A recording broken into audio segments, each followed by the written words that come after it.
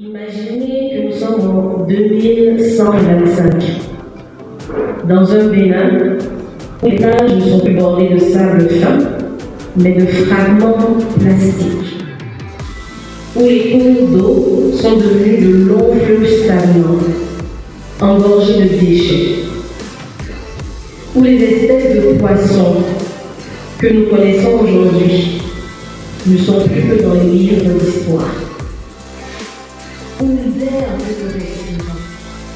Bonjour, je suis Christelle Ouattara, représentante pays de Suco au Bénin. Aujourd'hui, nous avons été rassemblés pour discuter de la pollution plastique, la thématique de la Journée mondiale de l'environnement aujourd'hui. Donc pour Suco, c'est une thématique qui est très importante parce qu'elle rejoint la mission, la vision de Suco. Nous avons un engagement fort pour la protection de l'environnement, particulièrement au Bénin, la préservation de l'environnement, la biodiversité également.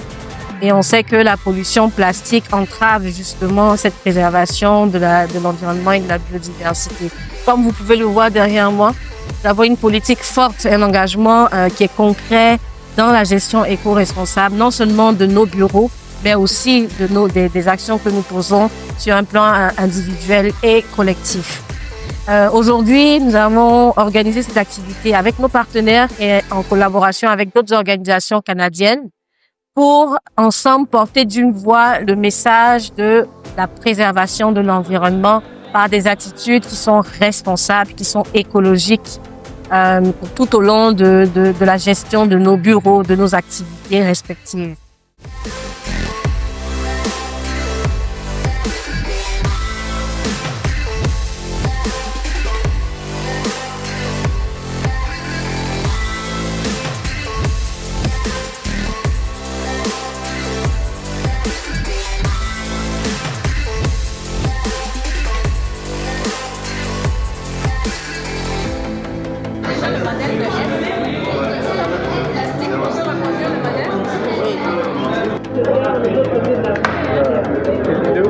Ici, vous avez le résultat final.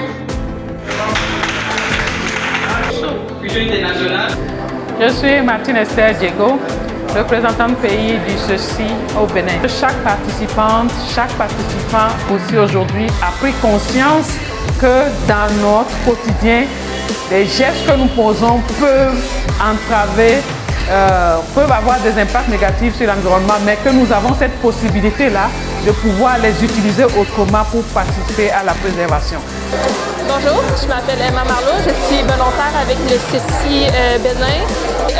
Durant l'activité, on a parlé beaucoup des enjeux du plastique ici au Bénin et on a participé à un atelier où on utilisait le plastique déjà utilisé pour lui donner une seconde vie, faire différents projets avec. Donc c'est très intéressant, voir ce qu'on peut faire avec le plastique pour lui donner une deuxième vie. Et je crois que ça peut être très bien appris ici au Bénin et j'ai hâte à l'année prochaine au retour de l'activité pour voir vraiment ce qu'on a pu appliquer concrètement. Merci.